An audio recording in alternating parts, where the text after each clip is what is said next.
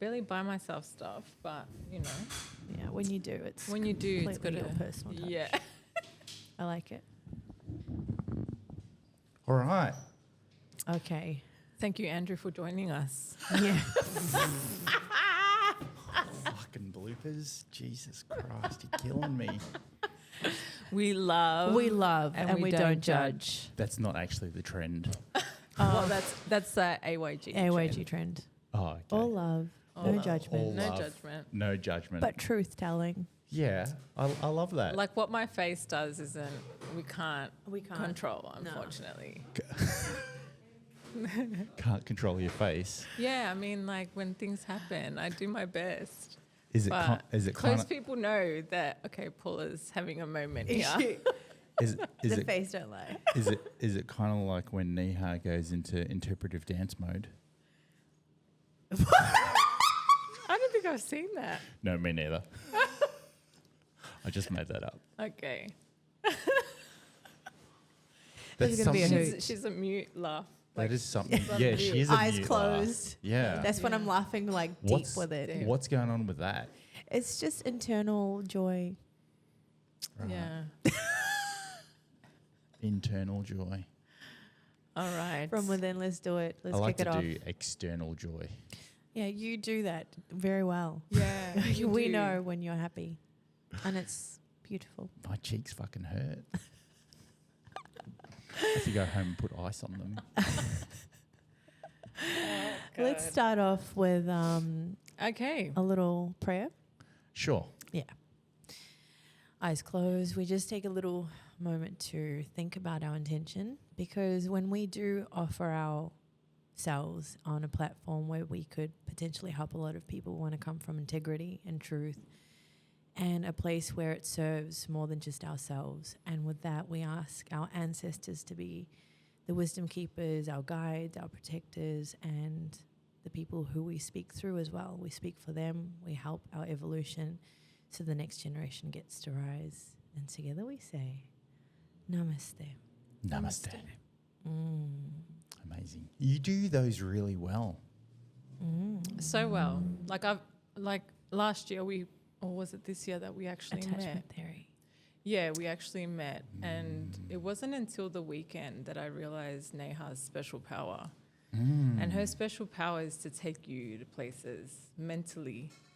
I feel like, yeah, seeing you do like meditation and the sound bathing and like filming her content, and then I see how she's doing it, even though there was all these really cute distractions. Puppies. Puppies. You came to the puppy yoga. I did, yeah. You don't have a dog. I don't. Aw. And I'm not a dog person, but Can I bring my cat? He thinks he's a dog.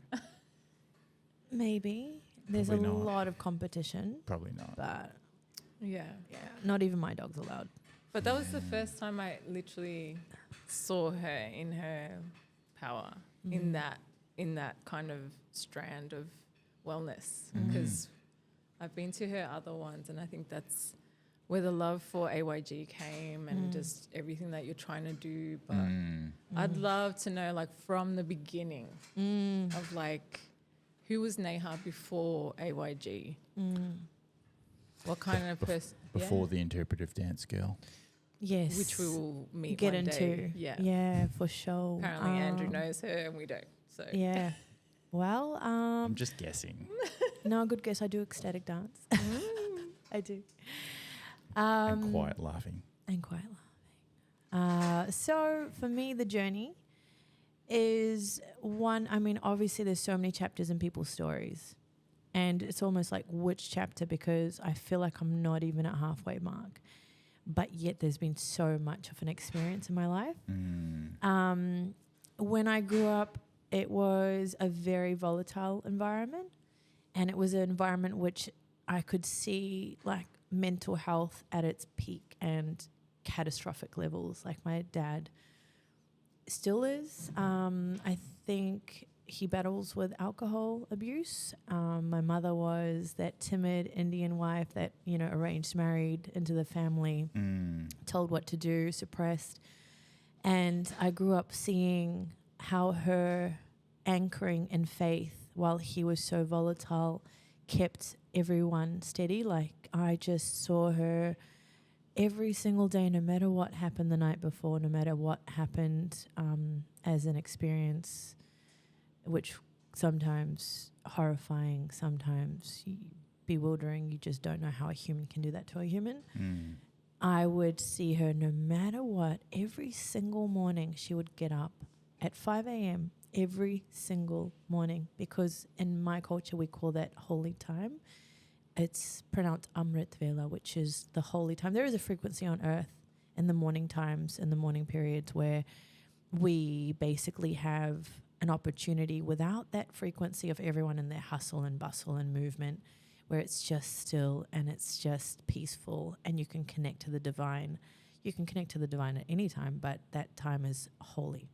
So she used to get up between the hours of 5 and 6, and she would be in our temple at home and pray every single morning, no matter what she had experienced the night before. And I felt like, for me, seeing that was the most pivotal thing that shaped me and developed my understanding as a very young child, going through what she went through. And obviously I'm part of that story.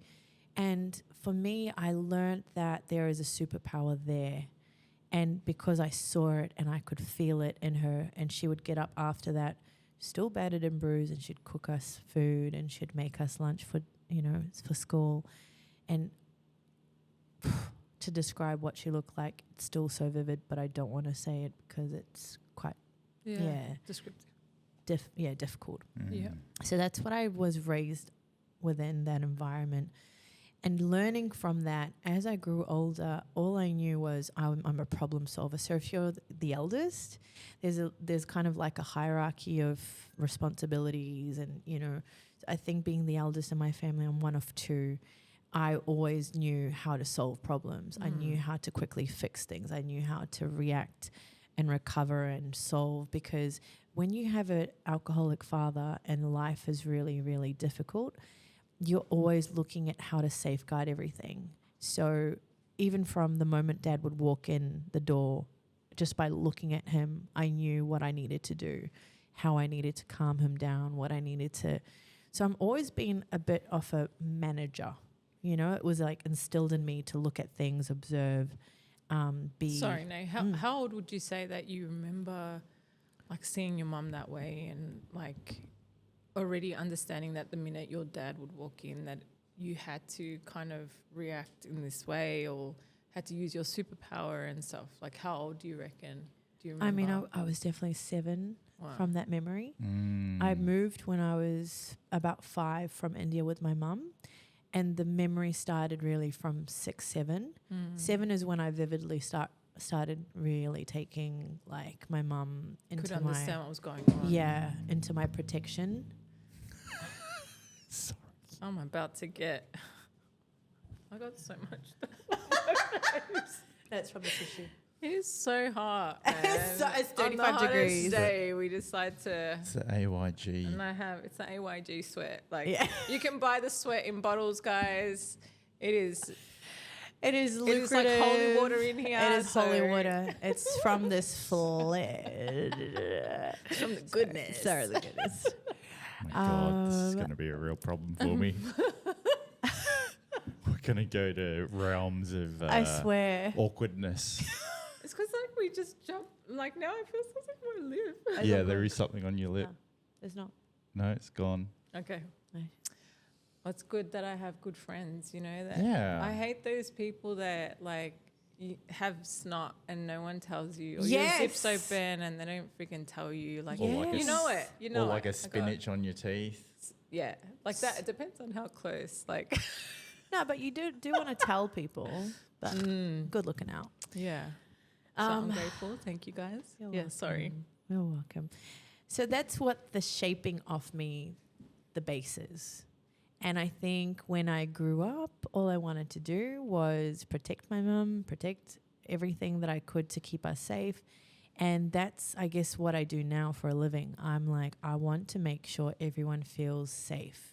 Safe spaces, safe people, space to be yourself that is completely non-judgmental and expressive and not being afraid to be is my like paramount right now in my life. I think everybody comes on this earth, and even in the yogic scripture it says that there is an assignment for you based on what you really had as a trigger from the childhood you experienced.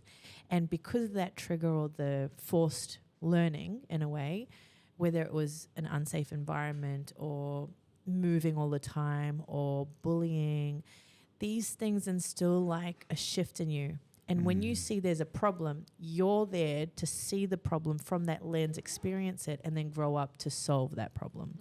So for me, safety has been the biggest problem in my childhood.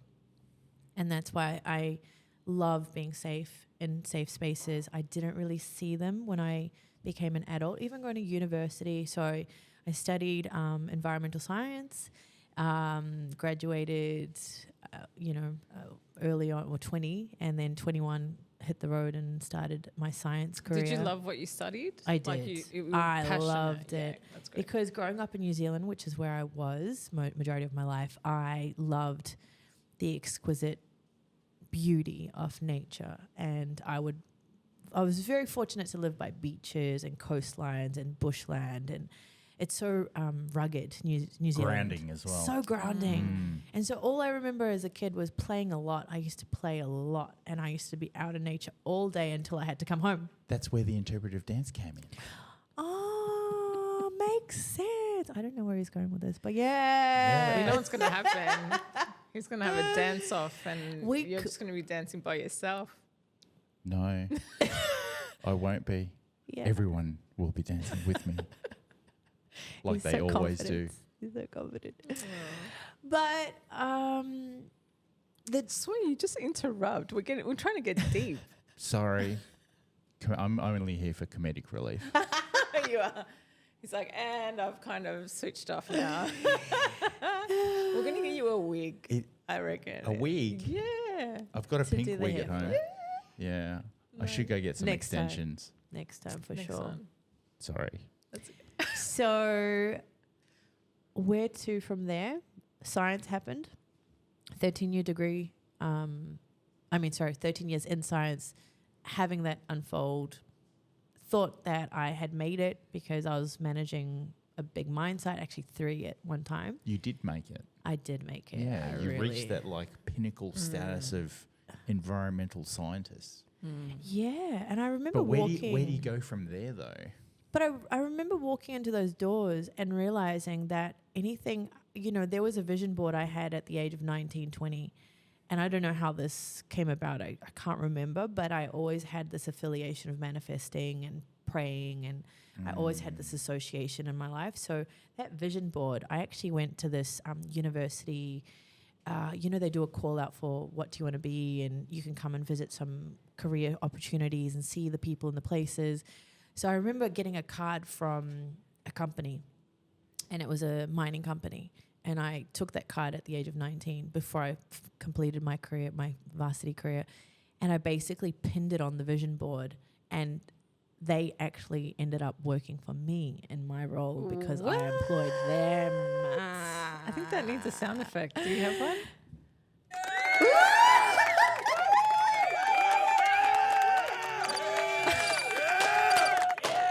You got one job, man. Sorry. Did I hit the assignment? Did I get the assignment right? No, you did. Yeah. No. Which one was that one? That button looks like I'm going to be using it a lot. That one. That one in the wall. Yeah. We're going to need that. Yeah, no, that was great. I completed that 13 years, but in the middle of that, the only reason, so everyone has a why. Whether you do whatever you do, whether it's a cleaning job or an admin job or a science job, you're doing it for something. You say it's money, but what's the money actually getting you? Yeah. So for us, it was freedom because my parents divorced when I was 12 and my mum raised us on the welfare system. And I saw her, count every penny, like every time we got the weekly or whatever, income from support, every time it was like, okay, we're going to go grocery shopping, but this is how much we have. And I remember going down aisles with her, and she's like, and when we would ask her for things, she'd look at, you know, how much is in the trolley, and she'd do the calculation. She's kind of like, you know, and I remember seeing her like be so sad when she couldn't give us something. And that made me go, I'm going to be fucking rich. Not to be rich, but to escape that, you know, because I didn't want her to feel that. So the science was that catalyst where I was like, I'm going to make a 6-figure, you know, benchmark for me and my family. And I did. And I was like, I'm going to build a house for us, which I did. And then I'm going to bring mum to Australia, which just that year. You were fucking determined, man. I think seeing your mum stop. like that was just, it put the fire in your But belly. you are Definitely. the oldest as well. Yeah. Definitely. I can't imagine, like I was trying not to get choked up when you were talking about your mum, because I know for me, like being a single mum, and I go to the shops with my kids and they're like, Mum, you saw last time they came, they had like a full backpack of stuff. Yeah. And I feel like sometimes for me, like maybe I don't have the means, but you know, they'll be like, Mum, can I get a lolly? And I'm like, all right, just one. Oh, just 2, Mum. Just like one more, you know? Yeah. And I think like as a mum, and to be in front of like the kids and counting the coins, and like that's a lot right there, you know? Like that's so much, because your kids look up to you. Like they just think you've got this so much money in the bank, and like, you know, they don't understand what money is and how much things cost. And but to your mom, like to just be that transparent and just be like, this is all I have, like, and trying to make it work where she could. And, you know, I think it's beautiful, like everything that you've been able to do for her, like we're able to do for her. I think like, you know, if anything, she'd be so proud of you. You know that. Oh, definitely. Yeah. She was my cheerleader. But also, I guess it just goes to show like the context and background to like how you've become the way that you are. You know, like it's deep. Yeah. Everyone has a reason why they do, every single person, even if they know it or not. There's a subconscious programming that happens. Ask anyone why they want so much money. Get down to the second, third why, and you'll see the root cause. And it's more than money, obviously, because money is just a thing. But what the thing gets you is freedom. Or an opportunity or service to humanity or... I actually hate money. Why? Oh, no, I feel sorry. like the more you have of it, the more you spend it, and then The more you have of it, the more problems it brings. So, which In is a why way, I just like give it away. I'm like, I don't need it. Like I just like try to like be free. I think we need to be conscious of our belief systems, because everything is energy. And if you say I don't like money, then money ain't gonna like you. Okay, let me retract that yes. then. I think it's not a goal, it's a vehicle. It's a vehicle. That's all it is. Exactly. It's a vehicle. Like Exactly. I've had heaps of money. Got me nothing. Yeah.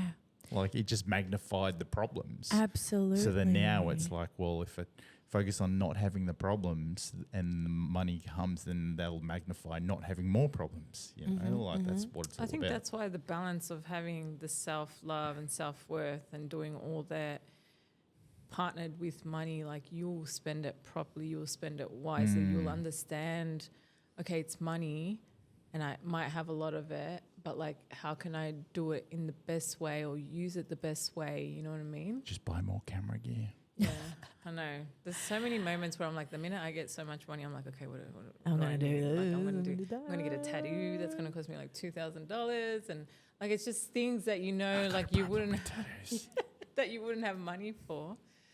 But I think it's also like being able to understand where you're at and going. Yeah. I was literally having this chat today. Like, I don't want to have money. I want to have the freedom and the freedom to work in my passion. Yeah. You know? That's what I want to make money in. It doesn't. I don't Exactly. need to be so like. There is this. I've spoken about it before on my podcast, where like you grow up and you learn the way that society, the world wants you to operate, so you do that, right?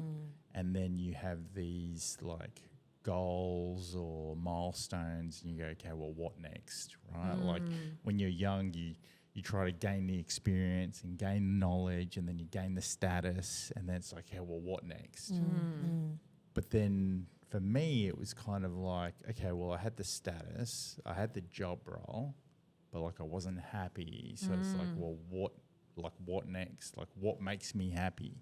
You know, and that's where the creativity side of things came in. As like, oh my God, like I'm really happy doing this creativity stuff. Yeah. Like I'm just so happy because I'm making other people happy. And like, if I can have a job that makes good enough money for me to be free to be able to do the things that I want, and then somehow turn the creativity into, you know, an income, then that's great. That's what we should be striving for. Absolutely. And, you know, the rule of the universal laws is that anything is possible.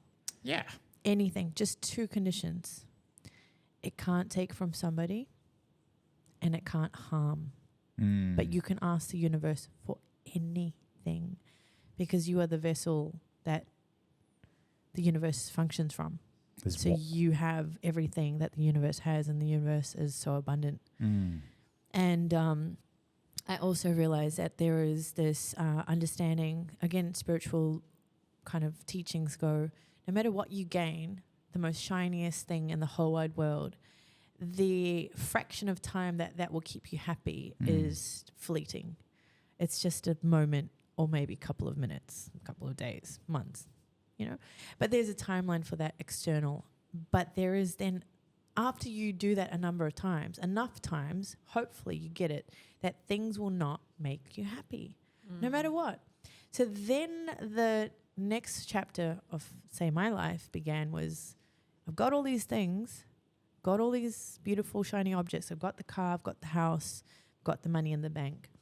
And then Mum got diagnosed with cancer. And that's when my real work happened. In those halls, in the hospital where the chemotherapy took place, when I'd take her and I'd see people sick and I'd see them sitting almost like a circle, you know, all facing each other in their chairs getting therapy for hours and hours and hours. And nobody's really talking, and they're all, you know, on their own range of life expectancy and journeys and mental health struggles. Nobody's talking. It's almost like awkward and heavy. And I was just sitting there for hours, and my mind would just, you know, be like, oh, why can't they play a movie? Or why can't they play music? Why can't they do something? Distract them a little bit from what's actually happening. Just give them some hope. Yeah. Give them something to focus on while they're getting the treatment. Get the mind right, get the emotions right. Because when you are enduring something health-wise and you have no control over that, the only thing you can control, as they say, is you, like your experience of that, your perception of that. Two people can have the same problem, but how the person, one perceives it as, oh, this is the most catastrophic destruction that's going to take my life and I'm done. Or the other person goes, what can I learn? What can I do now? What do I need to do from this? How can I be a beacon to the next person going through? There's two options there. You either find it hopeless or you find hope in the hopeless. And that's where faith comes in. So spirituality is the kind of essence of this whole journey, you know, where we go past the physical, past the nonsense, past all of that. And then you get into an understanding that, yes, you're here for something, but it's not for things. Because everything is temporary, even your loved ones. As you were saying that, I was like thinking, there are so many other situations like that we go through where there are distractions and there are applied distractions. Like when you catch a plane, for example, you know the reason why they feed you and they give you entertainment is to distract you that the fucking flight's like 7 hours long. Yeah. And that you're in a metal tube flying through the air with 300 other people. Yeah. Right? I don't know the distraction. Great. I'm not going to be flying anytime soon. But they're distracting you. Yeah. Because of the situation that you're in. Yeah. Why wouldn't a medical clinic or a hospital look at putting things into place to distract its, like patients. Yeah. Like there was that Robin Williams movie, Patch Adams, right? He was there distracting the kids with comedy, and he made the kids have a better sense of life, even though they were really sick. So exactly. And we will go through something. We all will go through something, and many things probably at the course of life's, adventure, because it is a ride and there are bumps. And so what I'm saying is we need to create spaces where we can have, maybe call it distraction or call it hope, but we need that, because in life, if you really want to make it through all of the bumps, and that's why mental health is at such a crisis, because all we're doing, and pardon my, I guess, opinion, but it is that the Western system is telling everyone to talk about it. Yes, talk about it. But then you need to move on and actually really recover, not just keep the record playing again and again. I think it's an action plan. Like you can talk about it, but what's the action after that? Yeah. Like what services are there available to keep these people, to get them moving? Yeah. And that's where, when I saw Mum and others, and it was really I'll tell you a story that really did it for me. And it was at the final days when she was in palliative care. It was actually my birthday, so she passed away 2 days after my birthday. She stayed alive. She was in 3 days on heavy morphine, completely out of it for 3 days. And on my birthday night, when my family brought in a cake for me, she opened her eyes and she sang me happy birthday. And she tasted, the last thing she ate was my birthday cake, and she blew out the candle with me. And when I was taking the cake back to the kitchen, communal kitchen in the hospital, there was another lady. So this is like divine intervention. Why you got to do that to me? Fucking hell. Wait for this part. I'm going into the kitchen and I'm having a moment. After that, my mum closed her eyes and she didn't open them. And I'm taking the cake back into the kitchen, having a moment for myself. And this elderly lady comes into the kitchen and she's got a cake too. And I'm like, and I was like, oh, is it your birthday? Or she's like, no, my daughter's. She's in palliative care. So I'm the daughter with my mother, but she's the mother with the young daughter. And that was, for me, I was like, this is touching everybody. And that's when I decided, I was like, I'm going to research this. I'm going to figure it out.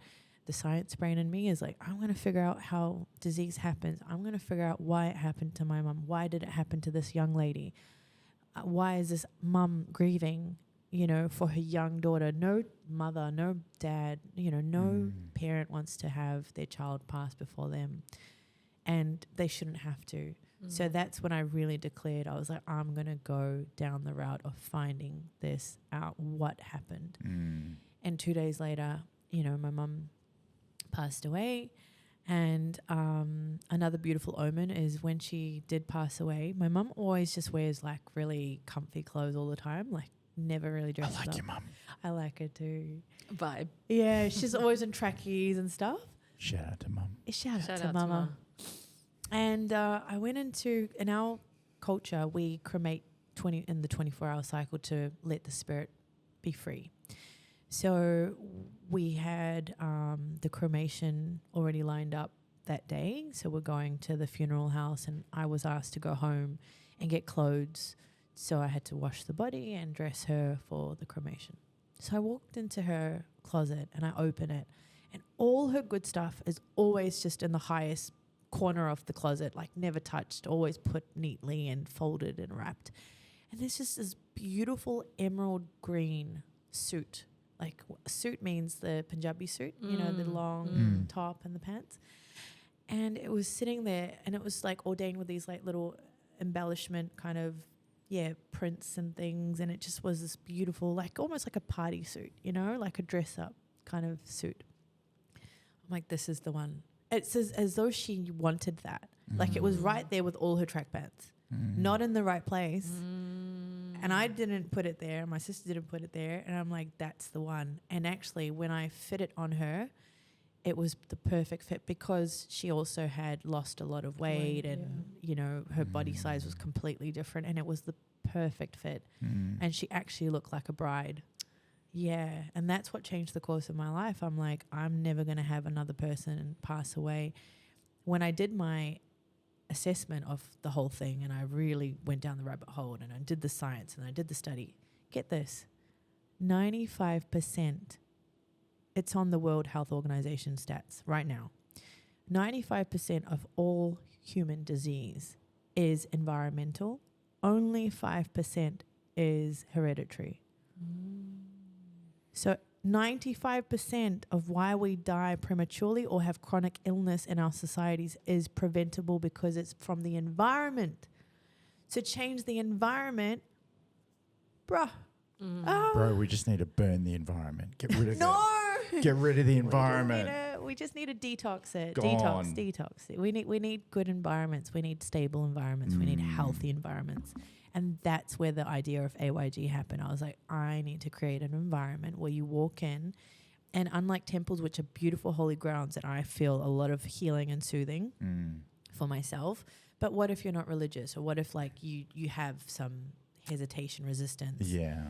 What about another like open space, which does have that instillment of spiritual understanding and feeling, but it's not any institute that you have to belong to without any prerequisites, without any labels. You just come as you are. It doesn't matter what you believe in, and you can come to heal. And that's where AYG was born.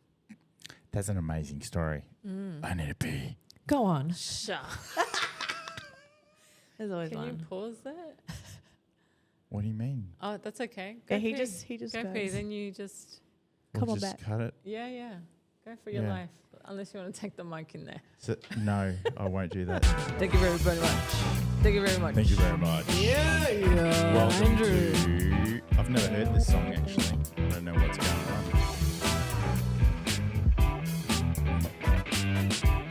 It's actually pretty long. Pretty good. Fuck that. Sorry. Are we swear? Do you want to? No, we can just be ourselves. Oh, okay. Yeah. Sorry. I swear during events. You're the caca mouth out of all of us. It's alright. Like, really. Sorry. I'm the I haven't fucking... had cocker in so long. I'm the fucking caca mouth. Jesus Christ. That shit's fucked up. Fuck.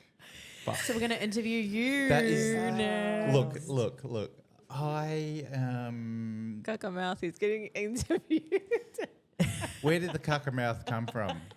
Yeah, where did it come from? I think... Look, I just use it to express myself. Yeah. To emphasize points. There's no malicious intent at all. No. And it just makes people laugh. Yeah. You know what I fucking mean? Yeah. Yeah. Oath. I'm just going to try really hard not to swear because I know my babies are going to watch it. Your babies. My babies are going to watch it. Mum's on YouTube. Again. Aww.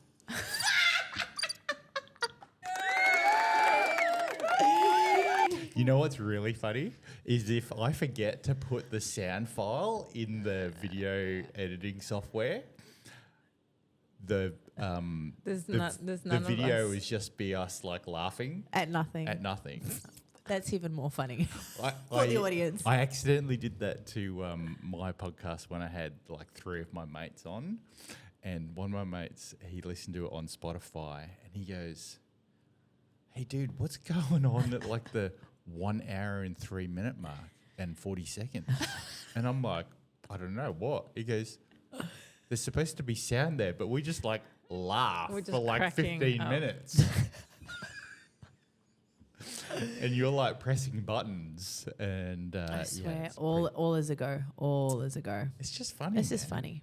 I have no idea what I'm doing. I think this is the emphasis we want to make is be yourself. We only love. We don't judge.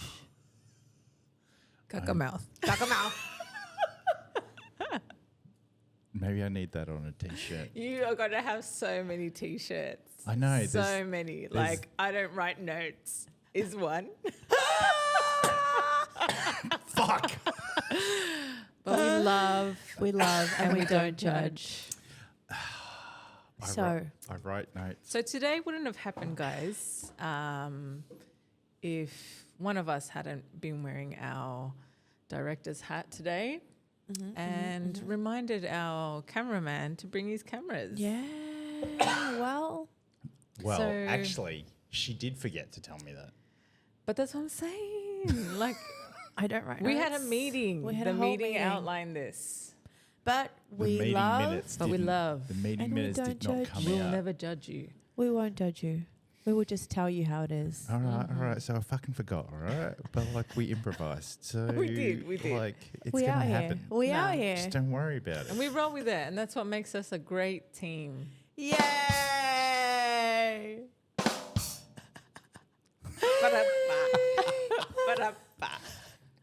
I want to know. I want to Yeah. know. What do you want to know? What do you want to know? I want to know I wanna if he really loves me. I'm a creative. How? How? Were you always a creative? What was your backstory? No. So I was like right into maths. I just did electrical engineering. But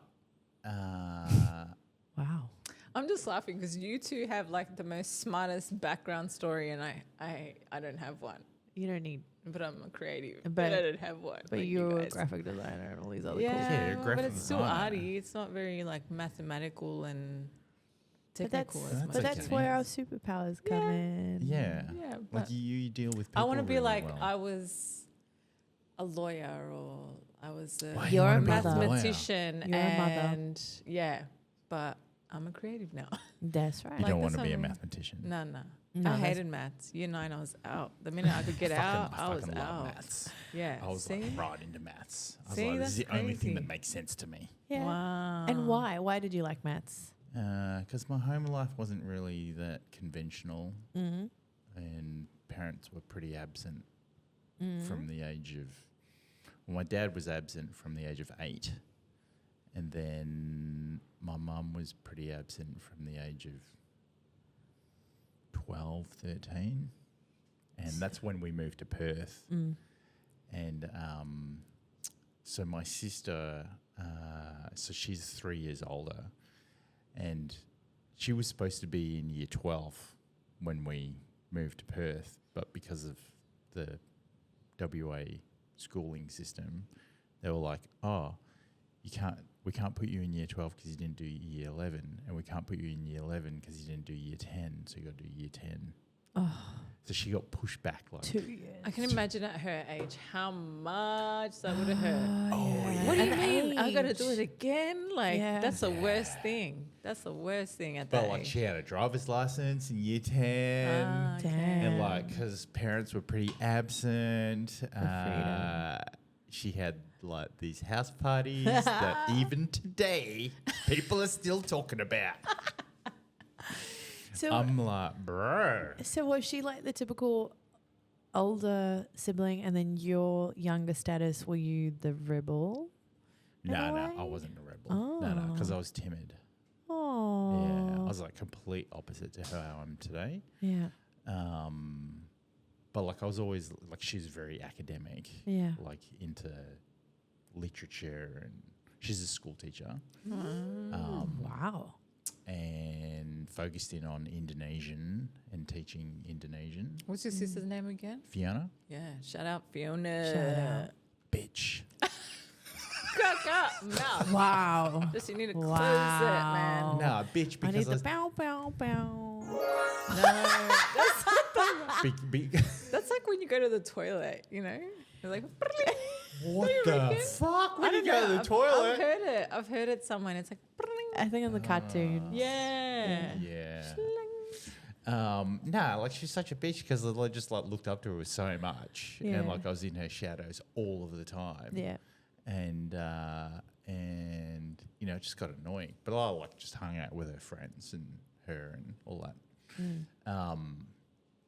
But yeah, and then I guess I spent some time with my dad when I was 18, because he was in the oil industry. Yeah. And I thought, oh, okay, like he's my dad. Like I can kind of I don't know, leverage him to like get me into the oil industry or whatever. And I remember with the electrical engineering course I did, the lecturer was like, "Oh, there's an apprenticeship going. There's 2 apprenticeships going, but you have to go and do testing at another university." And there were 2,000 applicants for 4 days worth of testing, right? Wow. And like hard maths testing, right?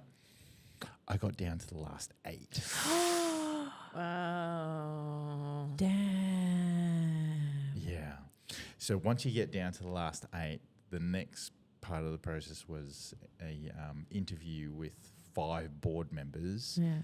And then if you get through that, you go do the helicopter course, the safety helicopter course. Yeah. And then they send you out to the rig for like 2 days. And then you come back and you tell them how you feel about being out there on the rig. But I bombed out at the board member interview. Walk us through it. I was about to say, like, 'Cause I shit my pants. Yeah, I was about to say, because you were saying like you were timid, like you're not who you are today, which is very different. Whereas like now, I'd be like, fuck yeah, like I've got to ace this shit. Yeah. You know. Did you have to study for that test? The 4 days worth of testing. Or was it just like they just wanted to do it? Was just like spontaneous. It was like knowledge and, you know, aptitude testing. It had some like really complex like math questions and stuff like that. And it was like you couldn't take any notes in. It was all like off the top of your head. Right? And so to get from 2,000 people to 8, I was like, damn, I'm fucking smart. That's pretty good. But then, because I didn't get through with the board member meeting, I was like, oh, well, do something else. Yeah. So That's I did sports science for a year. And I went a little bit crazy in the nightclubbing scene and was like, I don't want to study anymore. So I went and did security. What age are we talking about at this point? We're talking. So I did electrical engineering from like 17 to like 18, 19, and then 19 I did 1 year of sports science, and I was like, and all through that I was a Japanese cook. What? Yeah, because I started. This guy. How have you been holding out on us? Yeah, Japanese cuisine is divine. Here we are trying to put wraps together. This guy's like a chef. Yeah, I can cook Japanese. Yeah. So you were like doing that. So from 16, I was use working them. in a Japanese kitchen. Oh, hang on. I used to be a chef. And I was working in a Japanese kitchen. I washed rice for a whole fucking year. I prepared earlier. What? Yeah. Yeah, because the Japanese like really make you like chop wood, fetch water kind of thing, like from the ground up. But then after the first year, I was like fucking running the kitchen. Yeah, because you earned your stripes. Yeah. Did you like it? I loved it. Oh. Yeah. I can tell you love it. Feeding your friends, you know. Nothing. Nothing. Sweet nothing. But we love. But we love. And we don't judge. Swear the t-shirt's coming your way, mate.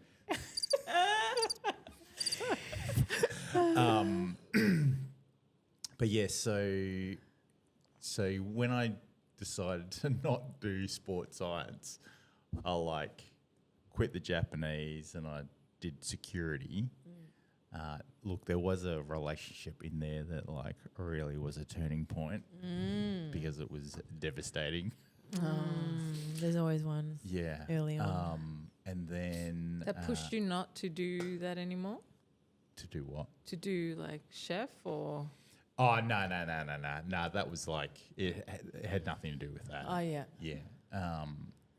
But then, so I did security and I had a gun pulled out on me. So I was like, maybe security's not for me. Security. But I did security at like pubs and clubs and strip clubs. You know, so like you get to talk to like heaps of people and like get to know who they are and stuff like that. Did you come out like off your shell from the timid to the? Is that where it started? The personality getting a bit more Or like, did you get tested? louder. Like, being secure, like, oh, what are you going to do? Did you do stuff? Yeah, I Yeah. did. Look, I did get tested because I was a lot, like I'm 95 kilos, right? When I was doing security, I was 79 kilos. Tall, lanky, But, yeah. So when the gun came out, I was like, security's not for me. I ain't gonna be. So I worked at a stage and lighting company doing arc welding and stuff like that. And then I was Wow. like, this shit's too hard. Wow. And then I worked at Blockbuster Video. Hey. Shout out Shout to out the to the OGs. Yeah. We'd be cock blasting everywhere. I mean, blockbusting everywhere. Wow. That was throwback. Wow. Go on. Yeah. And then, and look, like, when I was doing security, I met my best mate in Perth. Yeah. And then that was like, used to go out heaps and all this type of stuff.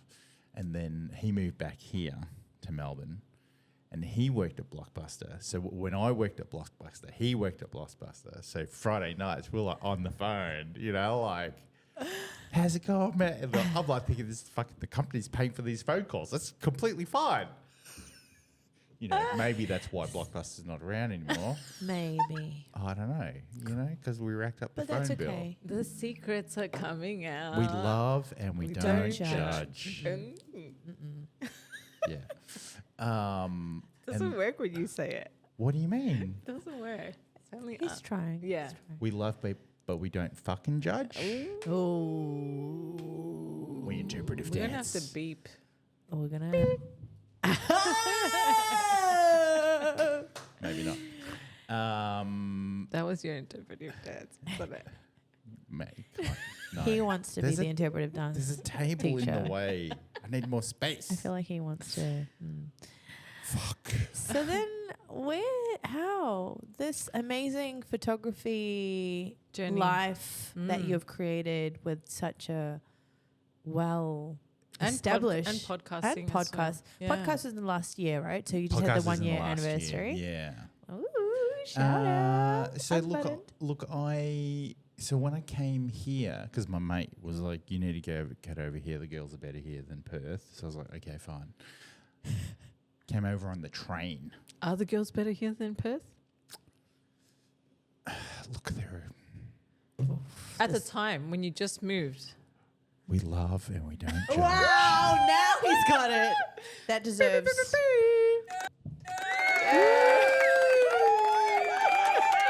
This one's for you, Paula. I feel like that should be near me. Like, Yeah, she would be really on point with it. Anyway, so I came over on the train. cute. When the fuck did I come over on the train? How stupid was I? It was just like saving 3 money. days. 3 days of sitting next to a dude that didn't shower. Ew! Yeah. Did you shower? Yeah. Oh. Can we Damn. just talk about pet peeves? Like, what's one thing that you can't handle? Like, I can't handle Laziness. bad breath. I can do the best I can. Like, I've left gym for Wow. like somebody just. It was literally me on one side and just person on the opposite side. I could smell them, and I had my. You could smell their breath. I had my earpods in, and I could like almost taste Ew. the smell. Like, Ew. yeah, Yeah. those things, no. Dry hands, no. You shake my hand and your hand's dry, we've got an issue. Wow. So you need Noted. wet hands when Not you... wet, but just like, Soft, silky. yeah. I think What's it's Manicured. yours? What's your pet manicured. peeve? Stupid people. What's your pet peeve? Stupid people. Oh! That's a really broad. so it's like that's that a for lot. you every day. I reckon you come across people like that every day, and you're like, I just can't. Stupid people. But we love. We don't judge. Nah, look, it's there's varying levels of stupidity in today's society. Fair. And it's like, really? Why you gotta be like that? Yeah. Like yeah. waste of time. I don't waste of judge. I'm not energy. judging. No. Don't get me wrong. No. But like it just annoys me because I'm like, I don't think stupid people or silly people know that they do it. No, I know. That's what makes Which them is why silly, I'm like, you know, stupid people. yeah, Yeah. it's okay. Mm-hmm. Look, I 100% know in this lifetime that I've had, I've lived 4 lives already. I've lived 4 lives already. Yeah. I can't expect other people to live 4 lives at the rate that I lived.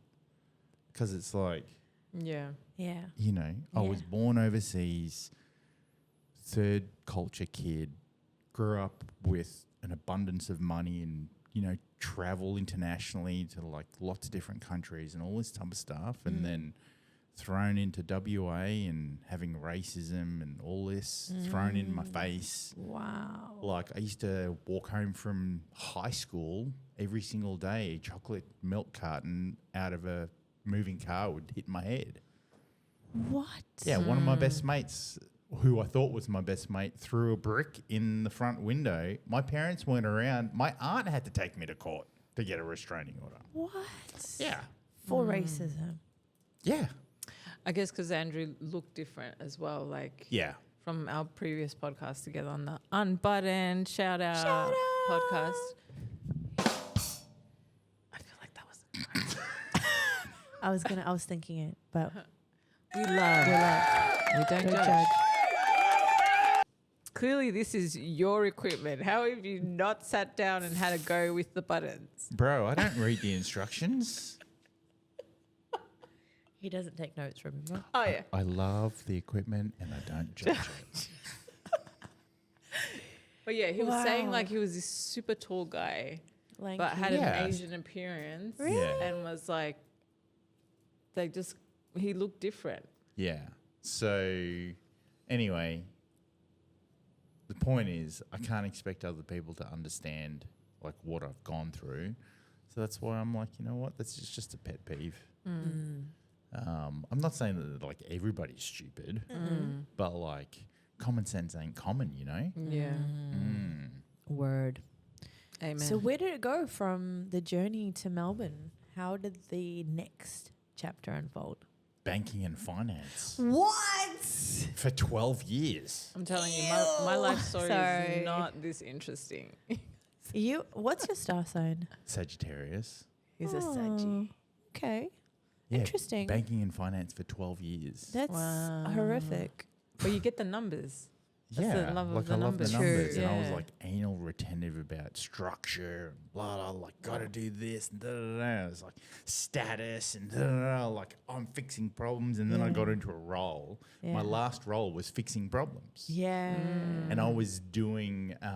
So actually, the creativity side of things came about because I got really good at like PowerPoint presentations. yeah. But get I this. actually love this. The nerd in me going. But get this, not your normal PowerPoint presentation, because it's not death by PowerPoint. Right? I love I'm it. talking 64 slides. Ooh. 64 slides. That's murder. No, hang on. Okay. Hold up, girl. I want to be like crickets. Go on. 64 slides printed on A3, Oh. put up as posters on a wall. That's horrible. No, hang on. It just keeps getting worse. No. I would get executives to come and I would talk them through the story. of Oh what we're my doing. God! Please, the crickets How much time do you have? Jesus, 64 pages and on A3 and sheets. executives that don't have time for nothing. No, well, it's actually super smart because some executives would like walk forward and look at stuff and then they'd prepare themselves once I got there. And then others could like go and stay back and have a look at the previous slides. Otherwise, if you're actually in a meeting room, you can only see the slide that I've got up on screen. This allowed them to like, See the whole plan. process. yeah. Was it like a cool one? What were you trying to? What was an example of what you're trying to explain? One was Like, how would you explain it to a 7-year-old? Give us a good example. a 7-year-old. Yeah. Babe, an executive wouldn't be a 7-year-old. No, but like what you were trying to get them to understand. What was the so gist? like what the problem was, how big of an impact it was to the organization. What did we do to try to fix it? Like, what are the improvements, and here are the benefits, like overall, right? Like, So you dove deep. yeah, He is good at that. which is the Lean Six Sigma like approach, which I'm a black He's belt. good at that, but he doesn't take notes. I mean, It's we just- love when we don't judge. It's just detail.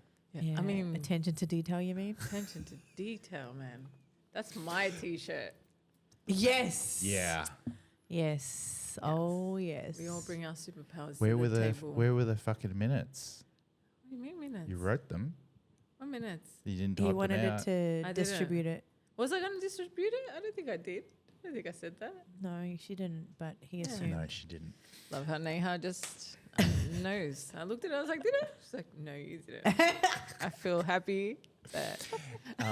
So yeah, I think that's kind of where the creativity came into it, and me kind of like realizing that I really like just like dealing with people. Wow. And then when I got married and had kids, and you do all of that, and then like got divorced, and Yeah. I was like, hey, I'm gonna like pick up the camera, and that was like 12 years ago. What inspired you to pick up the camera? Well, I was already taking photos like of my kids, so I was like, okay, like I've got this camera here, like I should do something with it, and I needed an outlet, other than the gym, and so that's what I did. I think one of the biggest surprising things that I've noticed, like the more that I talk to different creatives, and is how much art and being creative is like their solitude.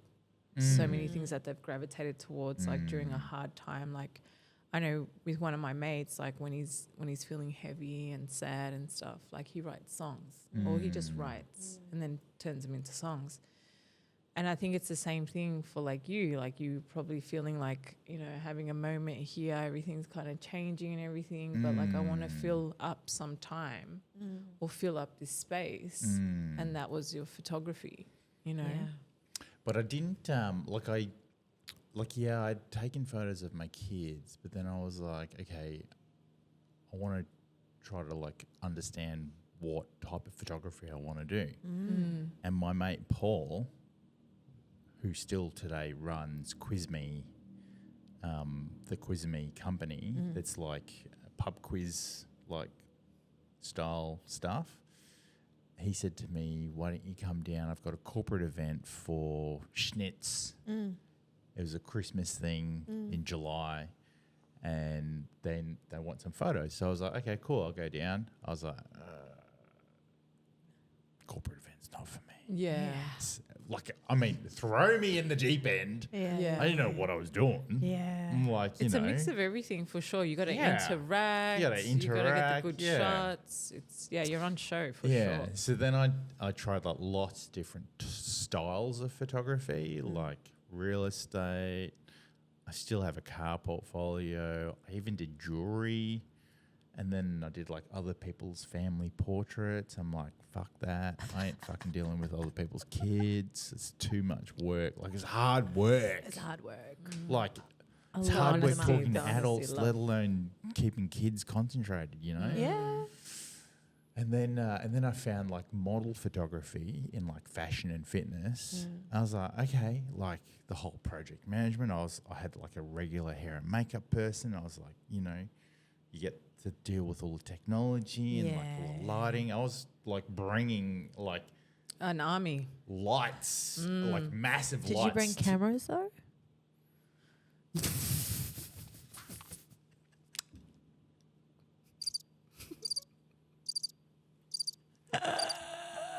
We love and we don't judge. We just ask questions. That was so good. Like, so good, sis. Why you gotta fucking roast me? We're making it work. We are making it work now. We're making it work now. Couldn't even say anything. You were like, It's okay. We've come a long way. We have come a long it's way. all right. We're going to stuff You- up one day too. Look, You're just going to yeah. be ready for it. Look, You're you just just gonna like be you two are just like my sister. Yeah. Like that's yeah. what she would do. Yeah. Yeah. She called me up like earlier. She called me up when I was on the way here. I was like, I'm on my way to a photo shoot. She's like, okay, bye. Yeah. It's funny the relationships with siblings. Like my sister's like that too. It's almost like she's the older one. We're like 6 years difference, but she will call me and be like, hey, did you talk to mum? Where's mum? Yeah. What? Are you at home? Is mum there with you? Can you get her to call me? I fucking told my sister about the cacao ceremony that we had and my whole experience. What did she say? She says, this is a lot of information, Andrew. She goes, what did you say? She's like, this is a lot of information to take in. Give us the feedback. Yeah, give us your summary. For all those that don't know, we had a Neha did like a full moon ceremony here, AYG, last Sunday. Yeah. It was the first one I had been to, and it was great. First one I'd been there was to. so many people that I love giving themselves that self-love in the room on that Sunday. And you the were last here. one.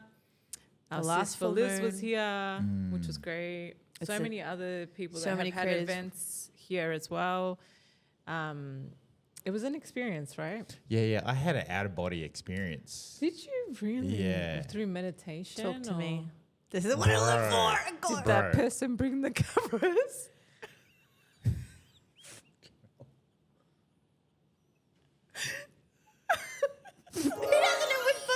Yes, they did. They did bring the cameras. So what was the spiritual experience? Please tell us. I live for this. Yeah, I live because for this. you need the feedback, sis. But also I love everyone's unique. Yeah. There's actually I have to go back one day. I did a photo shoot on the Saturday, and with this model who is into spirituality and esoteric stuff, right? Anyway, so she meets me at the location, and she'd just done that day.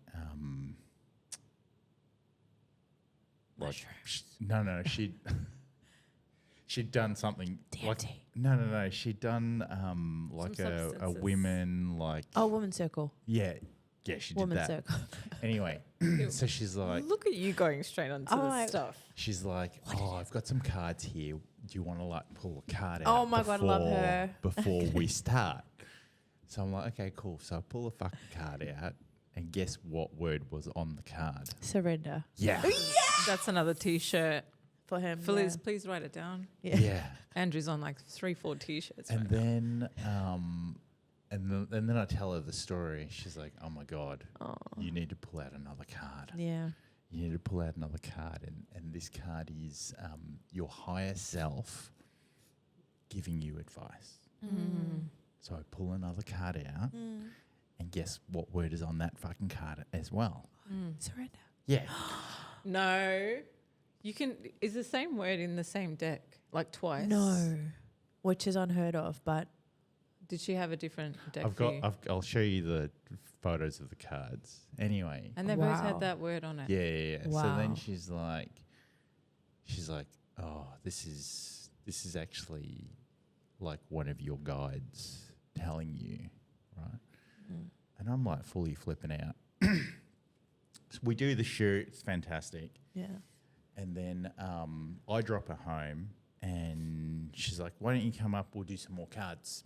So we do some more cards. Fucking that word again. Again? Yeah, again, on like another deck of cards. Oh my God. You know, and it's like this consistent message, right? What, like, because when you pull out a card, I actually pulled my first one on Sunday. My amazing friends Neha and Felix gave me a little deck. Had a story to it. We'll get into that. But it had a story, and they're like, sis, you just pull out a card, and I'd never done it before. I didn't know what it was about. But in that moment, are you supposed to look at the card and interpret it your way, or because my deck came with a little book? So, I mean, both. You also have your knowing, your intuition, and your own inner guidance. The pictures are very important. What's on the picture? There's so many things in the card, the picture of it. So there's all these little detailing. So just pay attention, you might get little snippets of symbols that actually go, that was just yesterday, I just passed that on the road. Or you can interpret from your own. So being, did you have an interpretation of like when you saw that card, did something straight away was like, that's for this, this and this, or did you read the book or? Yeah, we discussed like what the intention was like before I pulled the card out, and it kind of like, you know, tied in. Yeah, tied in. But actually, like after we did the photo shoot, she was like, "You've got like very different energy, Andrew. Like you're not part of this world." Wow. Right? Yeah. So okay. So, and then she's like, she called me something. And I was like, okay. Is that one of those lizard people? No, not lizard. I have a friend that believes in that. So she called me something, right? Yeah. And I was like, I'm trying to understand it, but like, is it kind of like old soul, new soul? And she's like, yeah, it is. Yeah. And she's like, but there's a third element to it. What? Because it's old, not the fifth element, the third element. She's like, it's like old soul, new soul, off-world soul. Oh. She's like, you're an off-world soul. Oh. That makes so much sense. He is out of this world. So then the cards that we were like, the decks that we were going through were at her place afterwards when I dropped her home, were like, some of the intention was about trying to understand that type of person that I am, right? So I'm an Arcturian. And anyway, so I'm at this point in my life, I'm just completely open to taking everything, a lot of information in, regardless of what I'm going through or whatever, right? So then I come to the cacao ceremony and, you know, I have an out-of-body experience. Wow. In what part? Moment? Yeah. Well, What moment? when we were doing the breath work, Yeah. I was lying there and I'd like elevated out of my body and I'd turned around and like looked at myself, right? And then, poof, I was gone. Out of this world? To a different dimension. Had we drank the cacao by then? Yeah, we had the cacao early. So we yeah. start with the medicine. Yeah. So I'd gone to a different dimension. I need to check my cacao. I didn't get that experience. I don't know what Mo did to me, but like I was fucking with other people. Wow. So you were lying down. You see yourself on top of your body, and then your soul goes somewhere else. Yeah, and I was with other people on another planet. What were you doing? Well, it was like a homecoming thing. They were all celebrating. Wow. Yeah. But it was more. Did you write it down? No, it was more about like these. What do you mean? It's good to journal these things. No, I did not bring a camera. It's funny how you remember this stuff, though. Well, I only remember because I'm like. Yeah, we're having the combo. No, but like like. It was a big experience. Yeah. I was trying to insane after this. We were standing there. I was trying to like process what had just happened, right? Yeah. So I fucking jump on my phone and I look up Google it. Arcturians. Yeah. What did it say? Bro, that's the dimension I went to. Yeah. I believe that. Everything is happening at the same time. Have you studied quantum physics a little bit? Yeah, a little. Yeah. Quantum physics is basically the theory that everything that you see is happening in multiple universes at the same time because all is one. It just has manifestation in different forms. So This is where the mum comes out of me because Spider-Man Into the Universe had a few of these. Have you seen it? Yeah. Yeah, the Spider-Verse. Yeah. Yeah, I and get it. all of these like storytelling things are all kind of stories from the human journey. And what you experience is not something that is it's normal. Like people that want to. It's not normal. No, but I did not feel normal. no, you don't feel I'm like, normal. bro, I'm trying to like process all this information, So and then I fucking Google this shit up, But and a it lot says, of people can see. and it says that I'm a master timeline jumper. Wow. Whoa, go off, Andrew. You could have jumped from here to your house to pick up the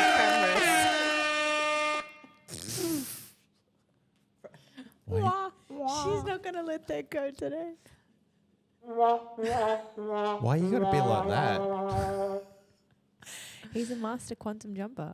Yeah. So now that you know, sorry, go on. Like, how did you feel? I was going to after say, that? because like it goes from, that day went from us sitting down, meditating, and then drinking the cacao, and then having a lie down and sound bath. Mm. Yeah. and then we got up, and then we go Moved. into this moving, and shout out to Mustafa, who was leading that part as well. He was talking about, like, you know, if you have a spirit animal, to envision your spirit animal, and if your spirit animal is a four-legged creature, to get on your all fours. Whereabouts were you during this? I was standing. You were standing, but you felt like your being was somewhere else that whole time. Wow. Because I saw some pretty cool moves coming from you. I'm just saying, Ah. with no soul, no spirit. I saw it. Damn. But something else that kind of I read up was that, like, I'm a light worker. I work the light. I see that. That's so cool. I see that. And I'm translucent and blue. And remember when I came with you? I came to you for our first podcast, Unbuttoned Podcast. Shout out episode 50. And we had a conversation, and you were saying, like, when you meet people, you see their auras. Oh, yeah. That's right. And what colours do you see with us? Blue. Oh. Yeah. I think we are light workers because we bring light to the world and rise that frequency of light more than anything else. Yeah. But yeah, like, so this last week it's just been, I guess, acknowledging and, like, accepting and, you know, like, understanding what's happening a little bit. Yeah. Yeah. Do you find sometimes, you know, when the universe gives you such a big power or responsibility, you're like, what's the process behind that? Are you still processing? Because obviously finding this out in a tangible form, like, you can't unsee what you've seen now. Yeah, I'm still processing. You're still processing. Yeah, it's big. Yeah. I still remember the first time I experienced that out-of-body experience from a time in meditation, and it was by a windowsill. Like, there's a window, and I'm sitting just on the floor meditating, nighttime, and I remember being able to, the first time ever, being able to just depart from my physical body and be so far away from it. And I remember the experience. It's hard to describe, but basically this vessel that is your body, imagine going to the minutest, smallest, like, speck, and then you're still in your body, but you're the speck inside your whole body. That's what I can try and explain it to be. And I'll tell you another thing in my experience. Maybe it will be true for you or not, but it's like riding a bike. Once you learn how to do this, once you have that experience, you know how to do it again. Opens you up to, because like, the you're possibilities. faithful. Yeah. So, Well, I've taken heaps of drugs, so I know about expanding your mind. but you like, can do it absolutely natural. Yeah. And I'm open to the idea of I doing mean, we that. did it with chocolate. Yeah. Come on now. Cacao. Come on now. Damn. So Anyway, so yeah. wow. I'm like, Have So you this guys is you have you today. guys ever had, like, in your life, moments? What are they called? Like, signals and signs. Like, have you ever had, like, a specific moment where you're like, oh my God, I just saw this thing, and like, you've either asked a question into the universe, and then you're like, oh my God, that just happened. Do you have moments Every like that? day. Every day. Every day. What's one that's kind of stood out to you? So Felix and I've been teaching her about magic, and I'm like, fuck. We're on that table now. Magic. Yeah. So get We this. need to talk about that. Let's talk about it. So first of all, I ask Off- good questions. Off the record. who Take here? notes. I've got a question for you. Who here has been to any coffee vending machine, and there's an option latte, cappuccino, flat white, milk, hot water. Magic. Never. Did you? Why is it so spicy? Have you seen that? Spicy. So I swear this night where we're out just walking around the city and just like because we're going to India next week. And this Yeah. is unannounced to us. Like I did not know my dad was going to come give me this opportunity to go to India. I did not know my best friends are coming. My sister's coming. Not all, obviously not everybody, but you know, there's like all this stuff happening and we're like, this is all synchronicity. And I feel like, you know, moment. yeah, we're going to India to change this whole thing, the whole game of AYG into creating opportunities for people. And this is a big thing. It is magic. So I was like, Felix, believe in it. It's happening. You orchestrated all this. So you introduced Felix in here. All the things happen. All this group of like team was built within a matter of what, couple of months? 2-3 months? And so it is magic. And I'm like, believe in it, believe in it, believe in it. And it's just like one more step. And so that was the magic thing. And then how I knew it was for me, because there was a little label on top of the coffee machine that said, Frankie. Go away. Yeah. And that's my dog's name. Are you for those that kidding don't know. me? Yeah. On the actual like. Yeah, on the top left corner. And we took a photo. It's on my Instagram story post as well. Are you kidding? Crazy. Yeah, I got Yeah. the thumbs up from Felix. Huh? And 12. Yeah. I've been It was seeing on the angel 12th, the numbers 12th. all the It was a time. portal day. That was a portal like moment just on the 12th of the 12th. That was the day we went out. And I was like, girl, you got to believe it. And she's like, yeah, I see it. I see it. Okay, so this is the thing. If you want to answer or you want to know, just be like, okay, the other day, I'll tell you one more. Yeah, more. that's okay. One more in regards to this one was like completely, I was like, okay, mum, because I've been going through some hard stuff. And I'm like, please tell me it's all going to work out. Please tell me it's all going to work out. I need you to come in front of me in the form of a bluebird. So I talked to my mum and I'm like, I ask her You things. get so specific though. I get very specific. in a blue bird. And I'm like, Specific. Did I say it like that? No. Oh, okay. we did. So I'm running and it's dusk. Like, so there's hardly any like light left and it's just like a little bit of like, you know, this mystical where the sun's gone down and it's like still a little like amber kind of twilight kind of zone. And then I'm running on this path and from the side of this bush, this blue bird hops in front of my path. It's not just like flying and maybe I saw it. No, it hops in front of my path. Had to be seen. Had to be seen. There's a cute blue, like those light blue, you know? Like you could obviously see the blue. It was like, ooh. And that was the day before I asked her to come out as a bluebird. That's crazy. So What that's about it. you, Andrew? What? Any like, apart from Synchronous. the angel numbers and stuff? Have you had a moment where you're like, wow, that kind of freaked me out a little bit? I've had so in the last 4 weeks, I've probably had more paranormal activity Go off. that I've experienced. Does this include ghosts? Because I'm going to have to step No, out. I want to talk about it. like Talk about it. Say it. like just I've been aware. Tell I'm us. aware. So a couple of weeks ago, so my vacuum cleaner has like a slider button on it, 0, 1, 2, 3, Yeah.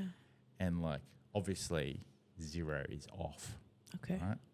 And like, Thank you. hey, Thank you for explaining it. yeah, I just had to be clear. No such thing as common sense. Yeah, that's exactly right. Okay. We Not that common. love, but we don't judge. Don't judge. So I was in the kitchen and it fucking just turned itself on, right? And I'm like, how did it turn itself on to 3? And then the other day, because I burn incense at home, like when I first wake up, I burn some incense, I, do what I need to do. And like I was just looking the other way. And then I looked at the incense and it was a straight line up to the roof. Oh, like the burning of the that, incense. yeah. The smoke. The smoke. Yeah, wow. And then it just like disappeared. Wow. That would be a little bit intense for me. Really? I love Just that like shit. tap out. I love it. Nah. I love it. I can't. Anything? I've got one spooky, Yeah. and then I've got one that's like spiritual. Yeah. One spooky is You're a creative. I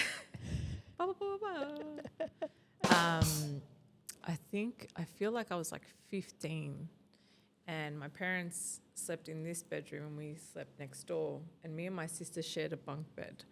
So my sister I was on top and she was on the bottom one.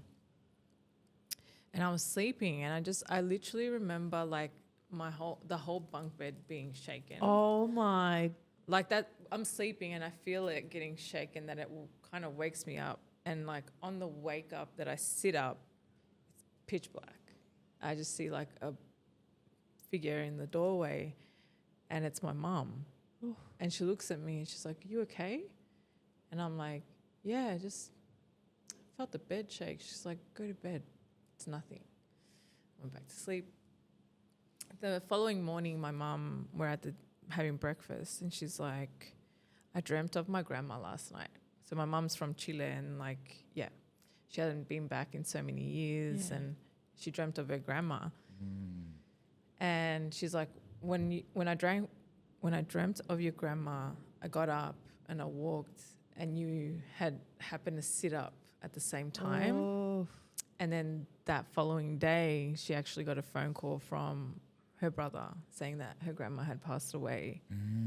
And so like, yeah, I've got like a very good understanding of spirits and all that. In my culture, it's very much like they've come to look after you, warn you and stuff like that.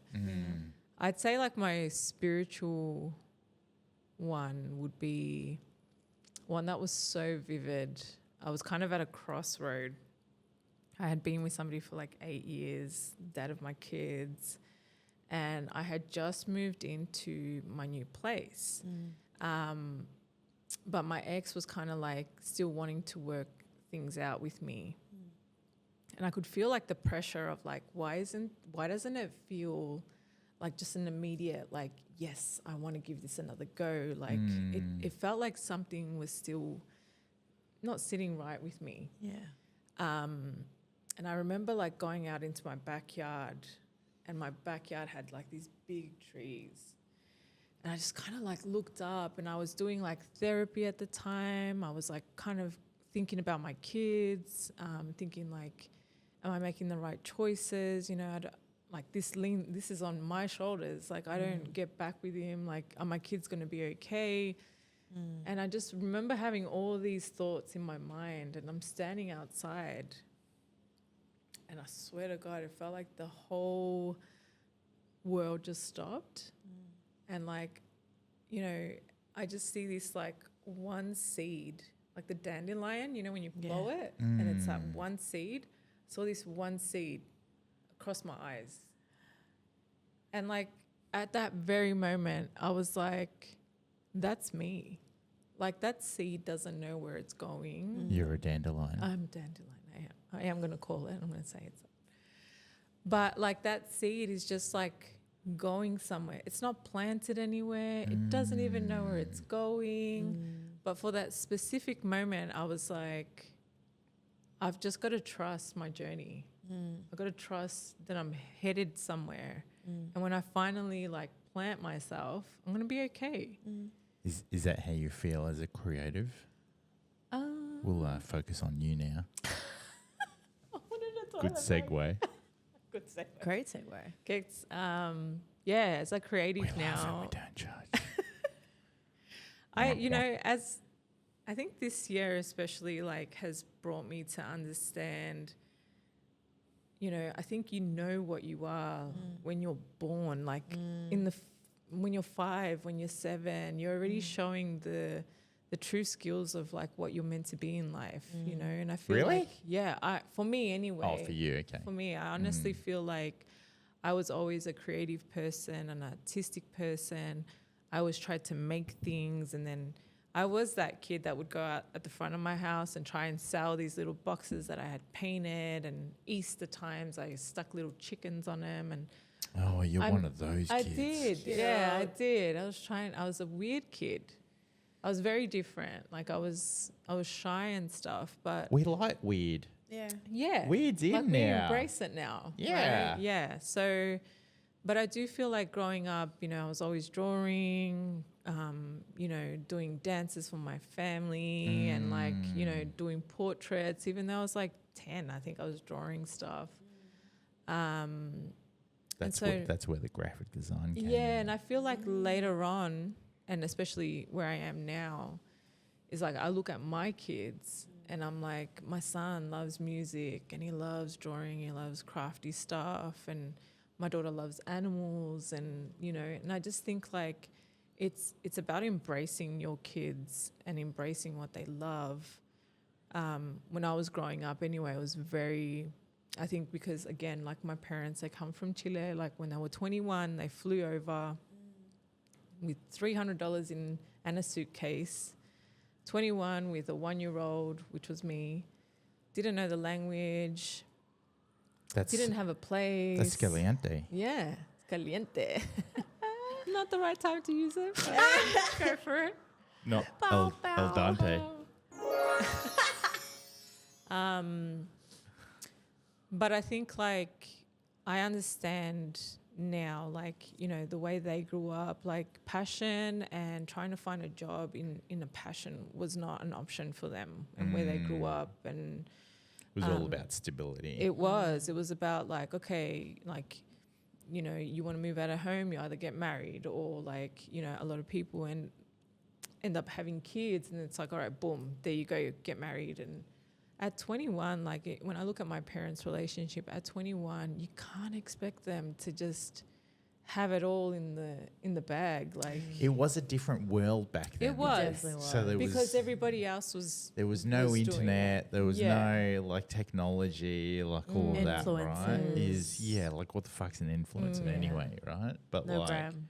But I do feel like that's where like your traumas and things come from, because you grow up seeing parents that got together at a young age, that grew together. Like my parents are still together now and they're like 62, but they grew together. And I think in your life you change at least 3 to 6 times, So for them especially, I saw my mom, and my mom was like, she was an accountant in Chile, but coming here, her papers, they weren't,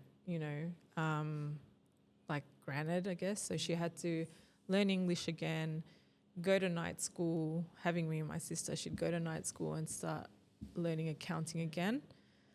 She graduated, and my dad would work 3 jobs when he got here in a Italian restaurant. So he actually learnt Italian before learning English. Oh my God. Yeah, so Italian's similar to Spanish. So he got away with it, but he speaks it fluently still.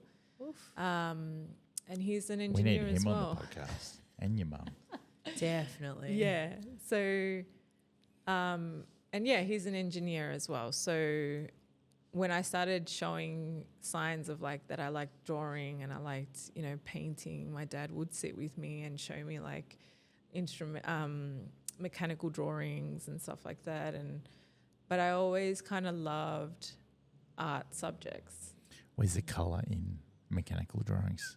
Where's the colour? That's right. Yeah, there ain't none. But I loved it. Like as structured as it was, I did love it. So I did toss up like, should I be like going into architecture? But then I didn't have the maths. Yeah. I really hated maths. You don't need maths. And then I did, visual communications, and then that kind of opened up my eyes to like graphic design and Photoshop and Illustrator, and but I always loved photography. Like I had a camera by the age of I think 15. My dad gave me like a really good camera. Lucky girl. Yeah. Oh, it was his mates, but he was like, he's getting rid of it. You should try it. You should give it a go. And I felt like I always had an eye. Like I always had a good eye for it. You got 2 eyes. You do. Yes. Facts. Thank you. Numbers guy. But I We do love feel and like we don't judge. I actually have 4 because I wear glasses. Oh. Hey. 4 eyes. Where are they? They're here. They're here. It's all right. I don't need them all the time. Why? Cause Were you nervous putting them on? no, why? Would I get nervous? No? Oh. Yeah, so I do feel like you kind of do like a full circle. I've definitely done that. And I think like what we were talking about before is like you go through hardships and then you find the things that you are passionate about, that you love, like you gravitate towards those things. And You go through trauma. you go through trauma, you do. And yeah. it's a sign of your character as to how you deal with that trauma and how you use it to your advantage to then propel yourself forward. I think the biggest power is to say like, I have suffered and I have gone through things. And, you know, for me especially, it was like after my breakup, because I had other little humans that I had to worry about. And it was that for me that it's not just me. Like I know how to look after myself, but it's making sure that I was making the right decisions for my kids. These humans? For my Where kids. did they come from? So cute. So like now I really just try and, you know, own it. Yeah. When you know, I think it's a big power to say like, yeah, I go to this and you know, my first one was like the behaviors attachment theory workshop. And like it literally blew my mind, you know, and I recommend it for anybody as well because it's just such a safe space. And yeah, I mean, you said it before as well, like the place that you've created, AYG, is that. Like my first moment of walking in here. We love and we don't attach. We don't. We want to get to security. Yeah. Like walking in here just had this beautiful energy. And like the more I kept bringing in more people in here, the more they would say the same thing, you know? And like when you trust your friends. How much is she paying you? No. She ain't paying me yet. No. I am paying her. She ain't paying me. Pay you with love. Yeah. But this place is great. I love it. To that point, I just wanted to highlight that, you know, we talk about journeying with the ups and the downs and the tides of life, but the only thing that's a constant, the only thing that will get you through anything is the personal development side. And that's where it's more than just self-care and more than just a pamper session or relaxation timeout. You know, it's like every time you grow and learn about yourself, you get to use those skill sets and use them to the advantage when you need to pivot, when you need to adapt, when you need to be resilient, when you need to be knowledgeable, fight back, you know, in a systematic or smart, you know, intelligent way. Personal development is something that you need all your life, and we need to instill it early, not just maybe when I'm an adult, maybe when I go do. through things. When I go through things. Yes. I want to know, do you wake up in the morning and be like, I'm going to be like this today? Do you listen to yourself? Like you are just like full of wisdom She's built this way. all of the time. Yeah. All the time. She's lived a life, man. She's lived a life. Well, it's, you know, even when I was doing my science job, I would say for the majority of the time, all day, every single day, that 8 to 10 hours I worked, I would have in my ear all of the teachings. I would just be listening to it all day doing my job. Even walking, even running, even going to the gym, I'd just like learn and learn and learn and learn. So it's literally my blueprint now. But that's the thing. Like if you're going to be a creative, if you're going to go out on a limb and trust yourself and do things in the limelight where you're going to be at the mercy of life and fall, you really have to know who you are, your integrity, your values, your installation of the blueprint is really important. You can't just be like, oh, yeah, maybe I'll try that. Yeah, you can. But when you try that thing without having any foundation, you're like that dandelion. Where you're going, but you don't really have an anchoring. And I think the anchoring is the personal development. So that's where I call this the first of a kind personal development art gallery. Where you literally develop relationship skills, you develop a relationship with the divine, with God, and a relationship with self. So these 3 pillars of other, me, and the divine, this is what we learn about. And this is what keeps you And real. I definitely think that all those are key things to being the best version of you, because I constantly see these reels of like, you know, you wanna be amazing, you wanna do this, you wanna do that, you gotta get up, you gotta move. And it is true. Yeah. Like all the reels you see on Instagram about them talking about like, you wanna make money, it's easy, get up, move. Yeah. You know, you wanna be good, you wanna be confident, go to the classes. I need those Stop. reels. No, I'm serious. I keep getting the reels. Why are you being a bitch? I've seen your reels. Get to the fucking gym. Yeah, I've seen those ones Your too. algorithm But is it's a balance of everything. It's My like algorithm's a bit of a mix. Yeah. I was gonna say like it's a mix of everything. Like your mentality, your mental health is what gives you the confidence. It's when I go gym and I'm just on the treadmill, I'm not even lifting. 100. I feel like Fuck invincible. that. Fuck the treadmill. I love it. Like I do. fucking hate feel- it. Nah, like I do it. Like you have to I gotta get my steps in. But like times when I feel like super heavy, I've got like 2 events going on and I'm just like, okay, I need to quiet the noise a little bit, you know. But things that I've noticed is like I am where I am today, and as much as like people message me and they're like, you're so inspirational and you're so confident, like how do you get all these things and da da da da. It's because I did the work. It's because I really lost a lot and I had to rebuild. I don't get any of those messages. Don't you? Yes, No. you MVP. You're not putting the right content, man. You got MVP like I Yeah. believe Oh, you saw that yesterday. one. That I was did. like, I was like, God damn. Yeah. But you do reap what you sow. Yeah. It's just how it works. What the seed is sown and how you water and what is nurtured within that ground. So I truly believe if it's a What calling, if you really want it, do the work. do the I work. think you gotta love the suck. Yeah, you gotta like you hate it, but you're like, yeah. all right, It's making me stronger. I'd rather give 1% and go Yeah. gym 20 minutes. Yeah. Yeah. And at least I know that I did something today. For me. You know what I mean? Absolutely. Because at the end of the day, like you can't speak for me. You can't say forever like Paula's great and I love Yeah. her and she's my sister and she Yeah. takes all the notes and shit. Yeah. Yeah. Like you can't. I am never coming to one of these without a camera or a fucking Notes. notepad. Like you can't Christ. ever be like, you know, Yeah. you can't talk. The best person that talks about you, your branding, who you are as a person is yourself. Yeah. Yeah. Simple. What do you think about branding? You know, it's been a journey with me and branding. I think like one of the things that I did take up, I was very lost in not knowing really as a creative what I was meant to do, because I like doing makeup. Like I was a creative makeup artist for almost 8 to 10 years and doing creative shoots. But I kept thinking like, what else? Like what else can I do? What am I doing here? Yeah, like what, like cool. Like I've done heaps. I've worked with amazing photographers. I love and, this, but I don't judge myself.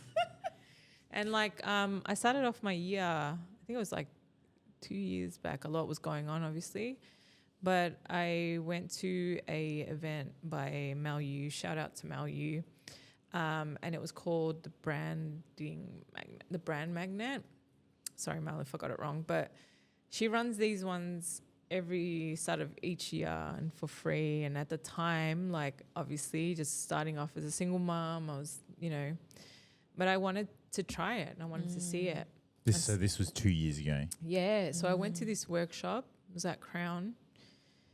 And I was just literally like sitting there and I didn't get a lot of what like Mal was talking about, how, you know, we are all brands.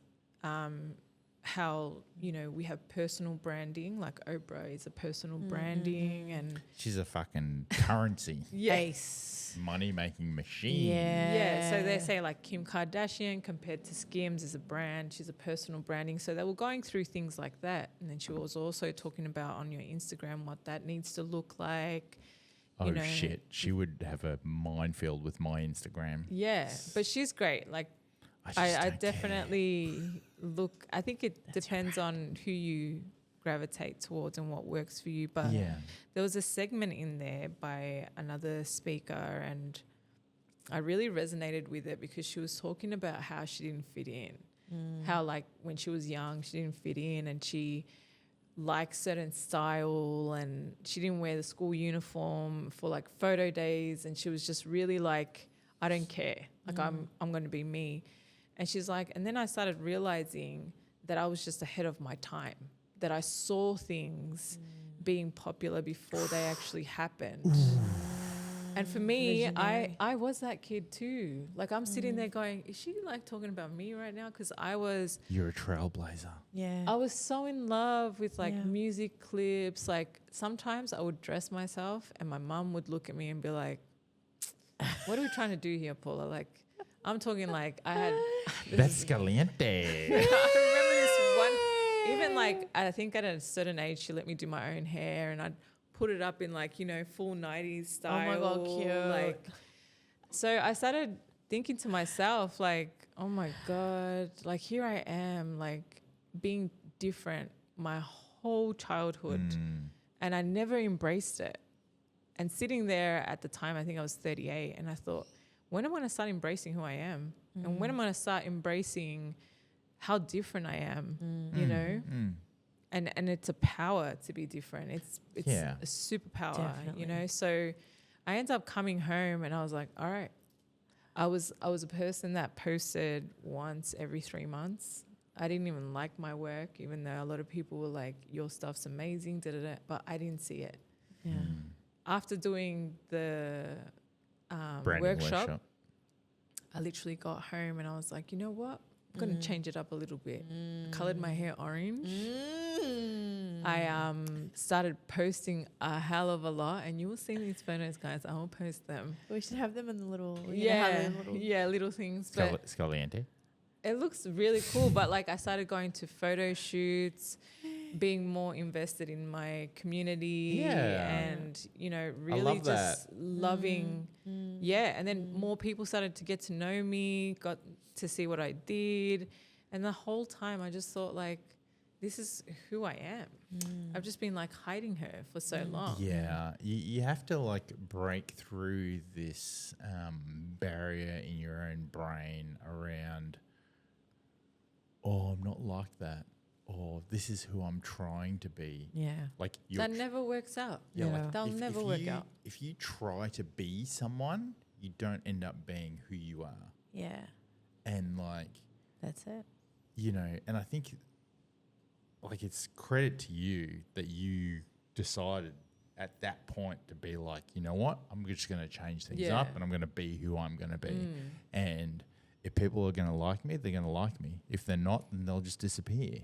You know, like that's the reality of life. I still have moments like that. Like when I have to get on the phone and do like those videos, like I never thought I would do them. But people are like, you're so great at it and you do it so well. And you do. you know, so well. public speaking as well, sis. You know, she was here for my first workshop and in the end, I think you get to a point where you just don't care. Like you like me, cool. You don't like me, unfollow me. Absolutely. Simple. There's also this piece around like how do you get good at something? Oof. Yeah. And how do you build the confidence at getting good at something? You know, for me, it's definitely like the research. For me, it's also having confidence in knowing what I bring to the table. I'm at a stage now where like no one F's with me and what I do with my job and my work. I know that my work is at a beautiful standard where I can just, I see where the loopholes are. Yeah. And let's cover them. Let's get them moving. Let's do this but also I feel like I'm at a stage now where I feel strong enough to challenge myself, do new things. But I know when I'm on set, I've had such massive experience in seeing what's good, what's bad, what doesn't work, and it just comes so easy to me now. Yeah. You know? So it's the repetition, right? It's the repetition. It's the frequency. You got to get up, you got to get up, you got to get up. And like again, like if just keep going. you're not posting, well then post. Don't stop being a perfectionist. Yeah. Fucking post. Yeah. Like I've said this on my podcast, right? Social media, one, isn't very social, and two, it's about an attention game. Yeah. How do you get more attention? Yeah. Well, you post more. So then I pose the question, the person who posts twice a day versus a person who posts 5 times a day, Yeah. who's getting more attention? The Yeah. 5 post a day Yeah. guy.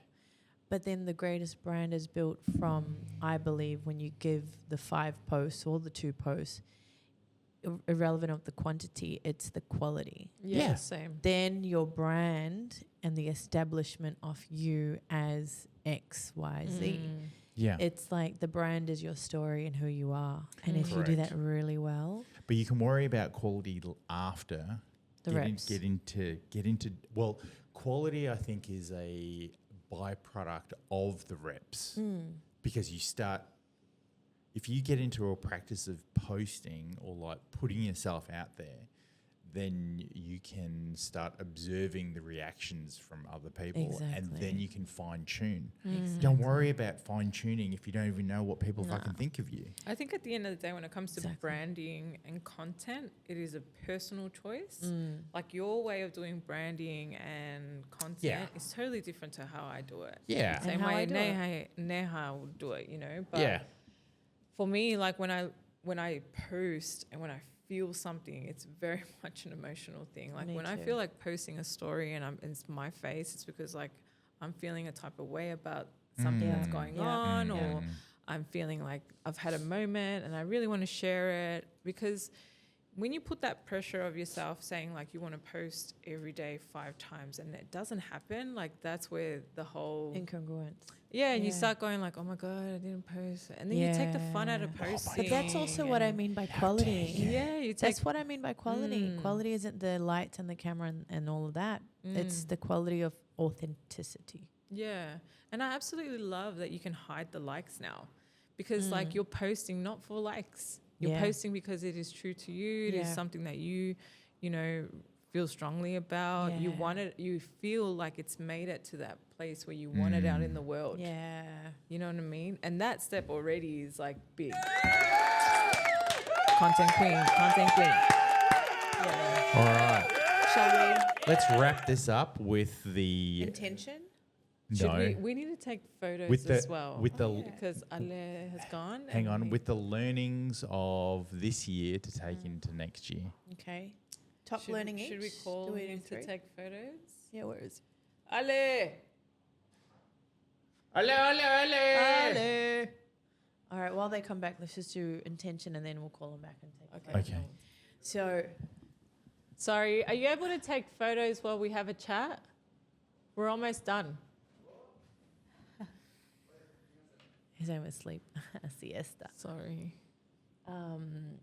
So basically, one intention, like one learning, massive learning Yeah, one learning. for the year, just so that there's 3 good ones. Yeah. So what we're taking next year, what we're taking from here to next year, or just something we've learned? Can you take photos of us while we have our last conversation? Yeah, just so we have some stuff. Please. And thank you. Smells amazing. Yeah. You're making the food already? Oh, bless. Who should start? So All right, we'll come back to you.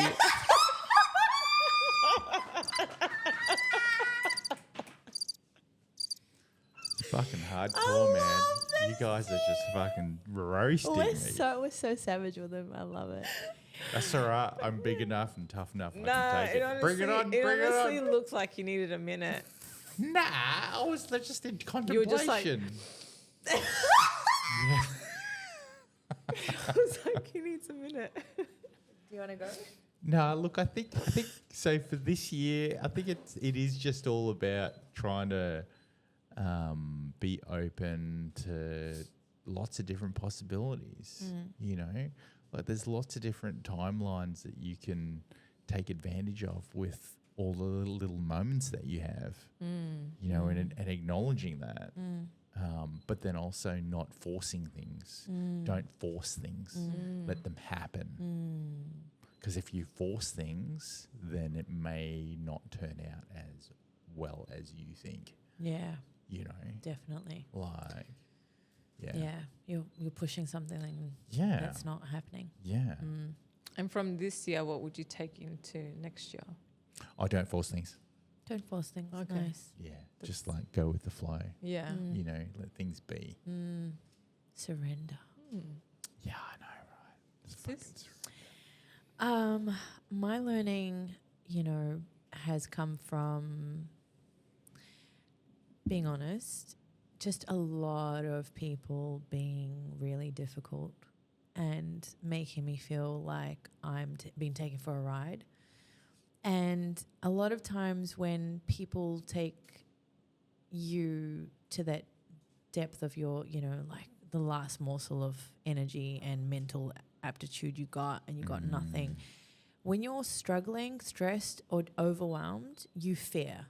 You fear a lot. I had a lot of moments of fear this year when things hit the fan, and it was just like worse. That moment of fear gets you nowhere. But the fear is your limbic system, your brain going fight, flight, freeze, fawn, right? And thank God that I have my faith, because I would have gone into a mental route of capsizing, sinking fast. And I really, because the 3rd year mark, I was like, do I even sign this lease? Because I've had so many legal things, business things, money things, and I have so much fear from that experience. But faith over fear. Yeah. Faith, having faith, having something, whatever it is. It doesn't matter what you want to name it or what it looks like for your individual, what helps you, but faith over fear, because you can't have both. And letting go of fear and hate. Nothing is good, nothing is bad. It's all one big happening. And so what I'm taking into next year is being faithful rather than fearful, and letting myself lead with faith. I love it. That's good.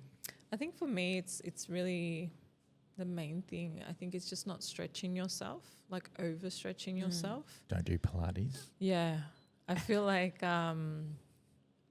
we try and do everything and be everything and be everywhere for everyone, including like our friends, our family, and like you just got to call it. Just don't have friends. Don't have family. That's why you don't have. Wow. That was a bad joke. I got lots of friends. Was it a joke? No, okay. But